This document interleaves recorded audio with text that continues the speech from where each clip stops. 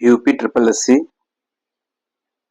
की पेट सीरीज में आपका स्वागत है। आज हम अपने सिलेबस के अकॉर्डिंग हिस्ट्री का सेगमेंट देख रहे हैं, जिसमें हम पढ़ रहे हैं। आज दूसरा वीडियो है ये हमारा, इसमें हम पढ़ेंगे बौद्ध धर्म, गौतम बुद्ध, जीवनी और शिक्षाएं। ये सिलेबस के हिसाब से ही है।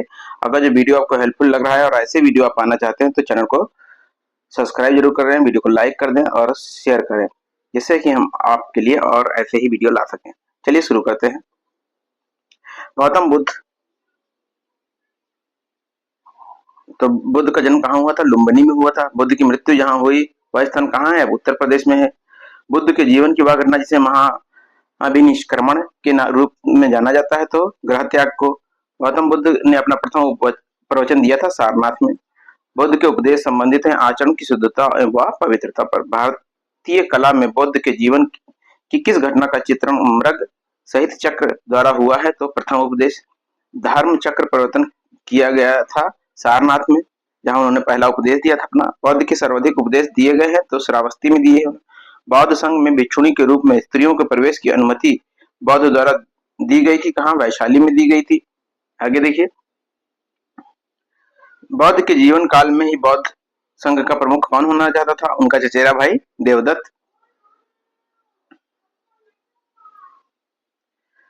अब देखिए, ये बौद्ध सभाएं जहां जहां हुई और किसके कहाँ हुई और कौन किसका शासन काल था और इसके अध्यक्ष कौन थे? तो प्रथम बौद्ध संगीति होती है 483 ईसा पूर्व राजगृह में, और ये महाकश्यप अध्यक्ष होते हैं। इसके अजात शत्रु के शासनकाल में होती है।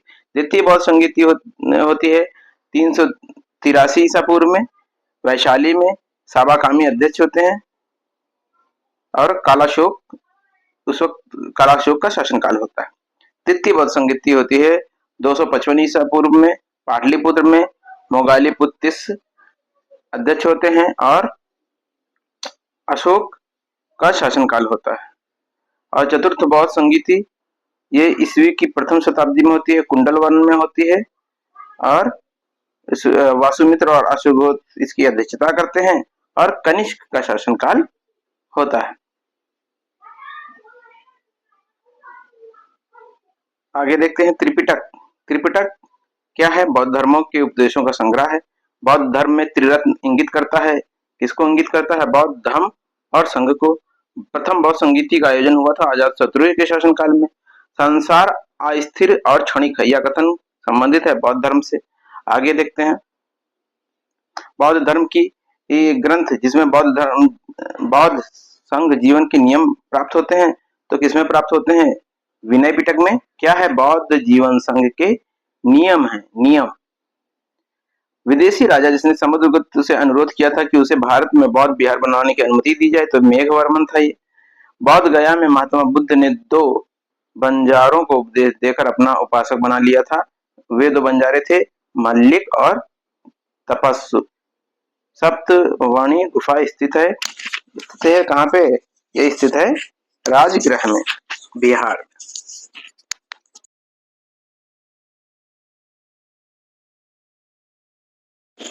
आगे देखिए, विश्व सिद्धिमग्ग नामक पुस्तक किस संप्रदाय से संबंधित है? तो ये संबंधित है किससे? हीनयान से संबंधित है। शून्यता के सिद्धांत का सर्वप्रथम प्रतिपादन करने वाले बौद्ध दार्शनिक कौन है? नागार्जुन। उत्तर प्रदेश में बौद्ध जैन दोनों के लिए प्रसिद्ध तीर्थ स्थल कौन है? कौशाम्बी है। बौद्ध और जैन दोनों ही धर्म विश्वास करते थे कर्म और पुनर्जन्म के सिद्धांत पर। मोस्ट इंपॉर्टेंट है। अफगानिस्तान का बामियान प्रसिद्ध है बौद्ध प्रतिमा के लिए। अफगानिस्तान का बामियान प्रसिद्ध किसके लिए है? बौद्ध प्रतिमा के लिए। वह काल जिसमें बुद्ध की खड़ी प्रतिमा बनाई थी, ये कुषाण काल था। विक्रमशिला विहार के संस्थापक थे धर्मपाल। विक्रमशिला जो विहार था, इसके संस्थापक कौन थे? धर्मपाल थे। वो कहाँ के स्तूप का उत्खनन में सारिपुत्र के अवशेष प्राप्त हुए हैं? सांची में। वह पवित्र बौद्ध स्थल जो निरंजना के नदी के किनारे स्थित है, तो यह है बोध गया, जहां पर महात्मा बुद्ध को ज्ञान प्राप्त हुआ था। एशिया का ज्योतिपुंज, लाइट ऑफ एशिया के तौर पर किसे जाना जाता है? गौतम बुद्ध को। ये एशिया का जो ज्योतिपुंज है, light of Asia, Edwin Arnold की पुस्तक है। जो ललित विस्तार पर आधारित है। गौतम बुद्ध के समय प्रसिद्ध वैद्य जीवक किसके दरबार से संबंधित है? तो बिंबिसार के। बौद्ध कौशंबी किसके शासनकाल में आए थे? उदयन के। तिब्बत में बौद्ध धर्म के अनुसार के सुधार में महती भूमिका निभाने वाले उपाध्याय अतीश किस विहार से प्रसिद्ध विद्वान थे? तो विक्रमशिला विहार के। आगे देखते हैं, हम पढ़ेंगे जैन धर्म, महावीर स्वामी जीवन एवं शिक्षाएं। तीर्थंकरों के कालानुक्रम, सही कालानुक्रम क्या है? देखिए, अभिनंदन, पद्म प्रभु, विमलनाथ, मुनिवश, सुव्रतनाथ। जैन धर्म के संस्थापक ऋषभदेव थे। महावीर स्वामी का जन्म स्थान है कुंडलपुर। महावीर स्वामी को ज्ञानोदय प्राप्त हुआ था, रिजुपालिका नदी के किनारे प्राप्त हुआ इनको ज्ञान। महावीर के प्रथम अनुयायी बना जामिल त्रिरत्न। सम्यक धारणा, सम्यक चरित्र, सम्यक ज्ञान। जिस धर्म की महिमा है वह है जैन धर्म है। आगे देखते हैं। वीडियो आपको हेल्पफुल तो आपके लिए जरूर है, और वीडियो ऐसे ही वीडियो पाने के लिए चैनल को सब्सक्राइब जरूर कर लें, ज्यादा शेयर करें। चलिए आगे देखिए। आजीवक संप्रदाय के संस्थापक थे मक्खली गोशाल।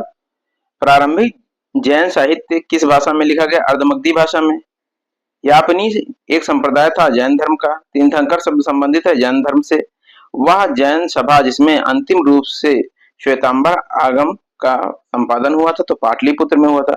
प्रभासागिरी जिनका तीर्थ स्थल है वो है जैन। वह धर्म जो विश्व विनाशकारी प्रलय की अवधारणा में विश्वास नहीं करता है तो ये जैन धर्म है। जैनियों की प्रसिद्ध पुस्तक क्या कहलाती है? आगम सिद्धांत कहलाती है। जैनियों की प्रसिद्ध पुस्तक आगम सिद्धांत। वह दर्शन जिसमें पुनर्जन्म के विश्वास को अस्वीकार किया है चार्वाक। तो चार्वाक के दर्शन में पुनर्जन्म के विश्वास को अस्वीकार किया गया है। अब आते हैं हम अपने सिलेबस के अकॉर्डिंग हम पढ़ते हैं मौर्य वंश को, जिसमें हमारा पहला है सम्राट अशोक। तो चलिए शुरू करते हैं। प्रथम भारतीय साम्राज्य स्थापित किया था चंद्रगुप्त मौर्य ने। चंद्रगुप्त मौर्य और सिकंदर महान की भेंट का उल्लेख किया किसने? जस्टिन ने किया है। जल की आवश्यकता को ध्यान में रखते हुए जिस प्रथम शासक ने गिरनार क्षेत्र में एक झील का निर्माण करवाया था तो वह था चंद्रगुप्त मौर्य। जल की आवश्यकता को देखते हुए इन्होंने गिरनार क्षेत्र में झील का निर्माण कराया था। अभिलेख जिससे प्रमाणित होता है कि चंद्रगुप्त मौर्य का प्रभाव पश्चिम भारत पर था तो रुद्र दामन के जूनागढ़ शिलालेख से। कौटिल्य की अर्थशास्त्र पुस्तक है शासन के सिद्धांतों से। ये न समझिए कि अर्थशास्त्र है तो ये जो इकोनॉमिक्स से संबंधित है, इनका अर्थशास्त्र अलग है जो कि शासन व्यवस्था से है। किसकी तुलना मैकियावेली की द प्रिंस से की जाती है? तो कौटिल्य के अर्थशास्त्र से की जाती है। राज्य के सप्तांग सिद्धांत के अनुसार राज्य का 7वां अंग क्या है? तो ये है मित्र। चाणक्य अपने बचपन से किस नाम से जाने जाते थे? तो विष्णुगुप्त के नाम से जाने जाते थे। वह राजा जिसके एक अभिलेख से सूचना मिलती है कि शाक्य मुनि बुद्ध का जन्म लुम्बिनी में हुआ था तो अशोक के। सारनाथ स्तंभ का निर्माण किया था अशोक ने किया था। अशोक द्वारा स्थापित सबसे सुरक्षित स्तंभ है लौरिया नंदनगढ़ का जो स्तंभ है ये सबसे सुरक्षित माना जाता है। गुर्जरा लघु शिलालेख जिसमें अशोक का नाम उल्लेख किया गया है ये स्थित है मध्य प्रदेश के दतिया जिले में। ब्राह्मी लिपि को सर्वप्रथम पढ़ा था जेम्स प्रिंसेप ने। वह स्थान जहां पर प्राक अशोक ब्राह्मी लिपि का पता चलता है तो अनुराधापुर से पता चलता है। आगे देखते हैं। अपने साम्राज्य के उत्तर पश्चिमी भाग में उत्कीर्ण राजज्ञाओं के लिए अशोक ने इन लिपियों का प्रयोग किया था तो अरमाइक, ग्रीक और खरोष्टी। कौन कौन सी लिपियों का उत्तर पश्चिम भाग में उत्कीर्ण करवाया था अशोक ने? तो अरमाइक थी, ग्रीक थी और खरोष्टी थी। इलाहाबाद के अशोक स्तंभ किस शासक के बारे में सूचना प्रदान करते हैं? तो समुद्रगुप्त के। फहियान भारत आया था तो 399 एडी में। कलिंग युद्ध का विवरण ज्ञात होता है 13वें शिलालेख से। मौर्य परिषद में राजस्व इकट्ठा करने से संबंधित था तो ये कौन था? ये समाहर्ता था। अशोक की समकालीन तुरमय कहाँ का राजा था? तो ये मिस्र का था। एक इतिहासकार के अनुसार शिलालेखों में अशोक ने जिस धर्म का प्रतिपादन किया है वस्तुतः वह धर्म था फ्लीट। आधुनिक देवनागरी लिपि का प्राचीन रूप है ब्राह्मी। किसने सहिष्णुता, उदारता और करुणा के त्रिविध आधार पर राजधर्म की स्थापना की थी तो अशोक ने की थी। सांची का स्तूप बनवाया था अशोक ने। बुलंदी बाग प्राचीन स्थान था पाटलिपुत्र का। मौर्य में दंड विधान थे, काफी कठोर थे। आगे देखते हैं। काल कालसी प्रसिद्ध है अशोक के शिलालेख के लिए। चंद्रगुप्त ने अपने अंतिम दिन व्यतीत किए थे स्वर्ण बेलगोला में। अशोक का वह अभिलेख जिसमें धार्मिक संयुक्तता के सिद्धांत की बात कही गई है तो ये है कौन सा शिलालेख? ये है आपका 12वां शिलालेख। गुप्त वंश अब पढ़ते हैं। समुद्रगुप्त और चंद्रगुप्त द्वितीय, यही हमारे सिलेबस में है और हमें सिलेबस के अकॉर्डिंग ही पढ़ना है जिससे हमारा रिवीजन जल्दी हो सके। और ये वीडियो आपके लिए बहुत ही पेट की परीक्षा के लिए बहुत ही हेल्पफुल होने वाला है। वह गुप्त शासक जिसने सर्वप्रथम सिक्के जारी किए थे चंद्रगुप्त प्रथम। रजत सिक्के जारी करने वाला प्रथम गुप्त शासक था चंद्रगुप्त द्वितीय। ये रजत सिक्के जारी करता है चंद्रगुप्त द्वितीय। और गुप्त सिक्के कौन जारी करता है सबसे पहले? ये चंद्रगुप्त प्रथम। भारत का नेपोलियन कहा जाता है समुद्रगुप्त को। शक विजेता के नाम से किसे जाना जाता है? तो चंद्रगुप्त द्वितीय को। इसे शकारी भी कहते हैं। शकारी की उपाधि जिन्हें धारण करी थी वे गुप्त शासक जिन्होंने हुणों पर विजय प्राप्त करी थी तो स्कंदगुप्त ने करी थी। गुप्त स्वर्ण मुद्रा को कहा जाता था दिनार। सती प्रथा का प्रथम अभिलेख साक्ष्य प्राप्त हुआ है तो एरण अभिलेख से। सारनाथ की भूमि स्पर्श वाली बुद्ध प्रतिमा कालांकित है कहां पर? गुप्त काल से। प्राचीन भारत में वह वंश जिसका शासनकाल को स्वर्ण युग कहा जाता है तो गुप्त वंश को कहा जाता है। आगे देखते हैं। वह राजवंश जो हूण के आक्रमण से अत्यंत विचलित हुआ था तो गुप्त वंश था। भाग और बलि थे राजस्व के स्रोत थे। भारतीय दर्शन की प्रारंभिक शाखा है ये सांख्य दर्शन है। कर्म का सिद्धांत संबंधित है मीमांसा से। योग दर्शन के प्रतिपादक हैं पतंजलि। न्याय दर्शन के को प्रचारित किया था तो गौतम ने प्रचारित किया था। कामरूप वैष्णव धर्म को लोकप्रिय बनाया था शंकर देव ने। बीज गणित के क्षेत्र में अपने योगदान के लिए विशेष रूप से जाने जाते हैं तो भास्कर जाने जाते हैं। कालिदास द्वारा रचित मालवाग्निमित्रम नामक ग्रंथ का नायक है अग्निमित्र है। गुप्त काल में उत्तर भारतीय व्यापार संचालित होता था ताम्रलिप्ति बंदरगाह से। कुमारगुप्त प्रथम के मंदसौर अभिलेख में किस श्रेणी का उल्लेख होता है? रेशम बुनकरों का उल्लेख होता है। वह गुप्त शासक जिसको गुप्त शासकों में पहली बार अभिलेख जारी करने का दायित्व दिया जाता है तो ये समुद्रगुप्त था। आगे देखिए। गुप्त शासक जिसको भारत का नेपोलियन कहा जाता है तो ये समुद्रगुप्त को। अब हमारा नेक्स्ट टॉपिक है हर्षवर्धन। क्या है इसमें? सम्राट हर्षवर्धन जिस स्थान पर राजधानी स्थापित की थी वह कौन था? कन्नौज था। महोदय नगर कन्नौज को ही जाना जाता था। हर्षवर्धन के समय आने वाले चीनी यात्री हेंगसांग थे। सम्राट हर्षवर्धन दो महान धार्मिक सम्मेलन का आयोजन किया था कन्नौज तथा प्रयागराज। हर्षवर्धन को पराजित किया था पुलकेशिन द्वितीय ने। अब आते हैं हम नेक्स्ट हमारा टॉपिक राजपूत काल। चित्तौड़ का कीर्ति स्तंभ बनवाया था राणा कुंभा ने बनवाया था।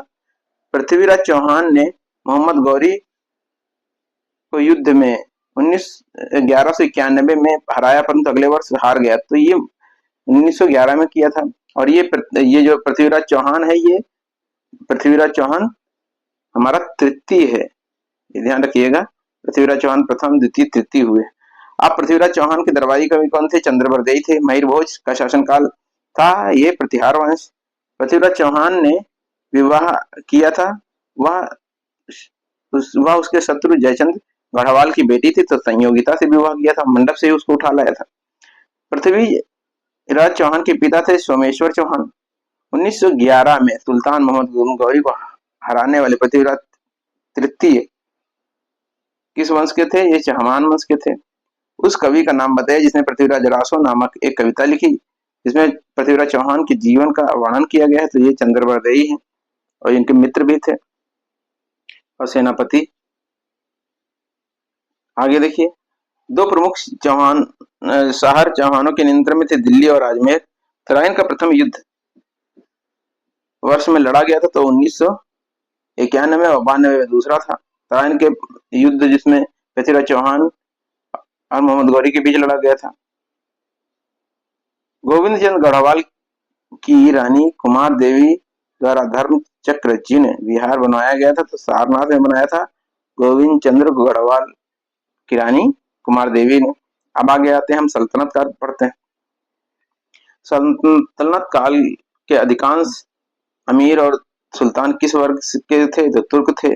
सल्तनत काल में भूमि को नापने के लिए शब्द का प्रयोग होता था, तो किसका था? मसाहत था।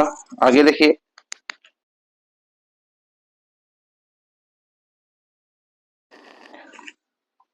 सल्तनत काल में सैन्य विभाग के अध्यक्ष को कहा जाता था आरिजे मुमालिक। ये कौन था सैन्य विभाग का अध्यक्ष? आरिजे मुमालिक। भारतीय इतिहास में सल्तनत काल के नाम को से जाना जाता है। ये था, टाइम पीरियड कितना था? ये 1206 से लेकर 1526 तक का था, यानी कि जो पानीपत का प्रथम युद्ध होता है इब्राहिम लोदी और बाबर के बीच में, वही वहां तक का। मंगोल आक्रमणकारी चंगेज खान भारत की उत्तर पश्चिम सीमा पर किसके शासनकाल में आया था? तो इल्तुतमिश के शासनकाल में आता है। वह प्रारंभिक भारत का मध्यकालीन शासक जिसने एकता व्यवस्था प्रारंभ करी थी, तो इल्तुतमिश ने।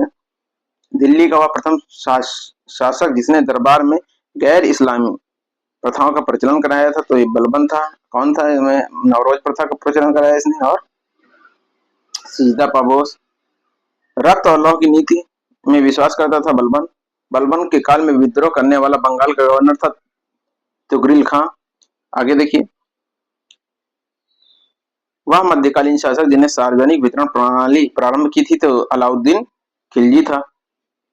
वह अपने आप को दिल्ली के सल्तनत का खलीफा घोषित करने वाला शासक मुबारक खिलजी दिल्ली का खलीफा घोषित किया था इसने। दिल्ली का वह सुल्तान जिसने उत्पादन और उपज का 50% भू राजस्व के रूप में वसूला, अलाउद्दीन खिलजी।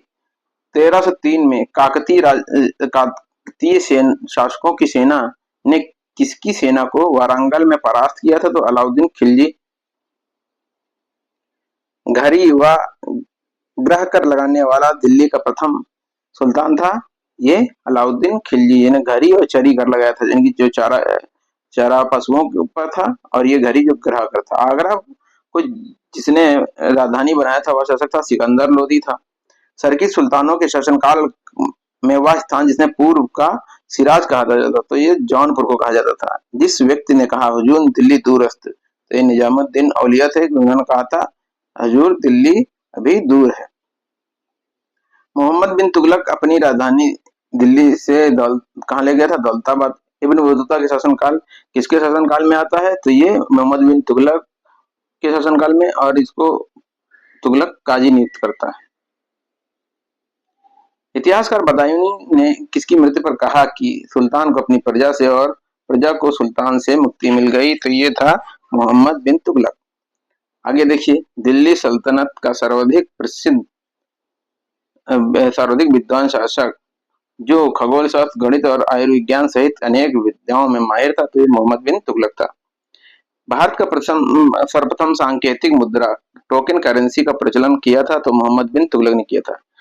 राज्य के खर्च पर हज की व्यवस्था करने वाला पहला शासक था फिरोज शाह तुगलक। दिल्ली का वह सुल्तान जिसने एक रोजगार कार्यालय, दीवाने खैरात और दारुल शफा की स्थापना करी, तो ये फिरोज शाह तुगलक था। सर्व कर लगाने वाला, सिंचाई पर कर था। दिल्ली का वह सुल्तान जिसने एक अनुवाद विभाग की स्थापना की, विभिन्न संप्रदाय के लोगों में एक दूसरे के विचारों को बेहतर समझ हो सके, तो फिरोज तुगलक था। जौनपुर शहर की स्थापना फिरोज तुगलक ने करी थी। ब्राह्मणों पर जजिया लगाने वाला कौन था? तो ये भी फिरोज तुगलक ही था। आगे देखिए, टोपरा और मेरठ से 2 अशोक स्तंभों को दिल्ली लाया था, तो फिरोज शाह तुगलक लाया था। बेरोजगारों के सह तीर्थ दिल्ली में रोजगार कार्यालय की स्थापना करी थी, तो फिरोज तुगलक ने करी थी। आगे देखिए, सर्वप्रथम लोक निर्माण विभाग इंपॉर्टेंट है, फिरोज शाह तुगलक ने करी थी इसकी स्थापना। तैमूर किसके शासनकाल में भारत पर आक्रमण किया और दिल्ली को लूटा? तो नासिरुद्दीन महमूद के शासनकाल में। गुलरुखी उपनाम से कविता लिखने वाला, कविताओं की रचना कौन करता था? ये सिकंदर लोदी था। वह मध्यकालीन शासक जिसने उद्घोषित किया था कि राजत्व ही बंधुत्व है और बंधुत्व ही राजत्व, बहलोल लोदी। जिसके शासनकाल में गुरु नानक देव ने सिख धर्म की स्थापना की थी। सिकंदर लोधी के शासनकाल में। भारत का प्रथम मकबरा जो शुद्ध इस्लामी शैली में निर्मित है तो बलबन का मकबरा।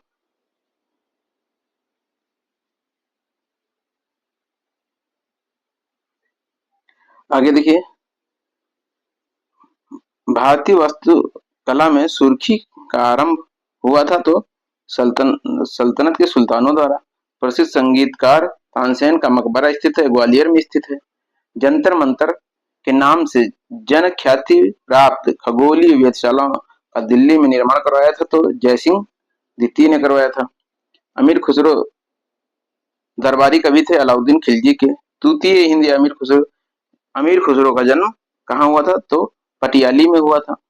अमीर खुसरो ने किसके विकास में अग्रगामी की भूमिका निभाई थी तो खड़ी बोली के। आगे देखते हैं, वैष्णव संतों द्वारा स्थापित 4 मत बहुत ही इंपॉर्टेंट है। श्री संप्रदाय ये रामानुजाचार्य है और विशिष्ट द्वैतवाद के संस्थापक थे। ब्रह्म संप्रदाय माधवाचार्य द्वैतवाद ये माधवाचार्य द्वैतवाद है और रामानुजाचार्य विशिष्ट द्वैतवाद है। और ये श्री संप्रदाय के रामानुजाचार्य और ब्रह्म संप्रदाय के माधवाचार्य और रुद्र संप्रदाय के हैं विष्णु स्वामी, ये शुद्ध द्वैतवाद के हैं। सनक संप्रदाय निम्बकाचार्य और द्वैतवाद के। दिल्ली का वह सुल्तान जिसने अपने संस्मरण स्वयं लिखा था ये था फिरोज तुगलक। सल्तनत काल में डाक व्यवस्था का विस्तृत विवरण दिया किसने दिया? इब्न बतूता ने दिया। अब हम पढ़ते हैं मुगल काल। चलिए देखते हैं।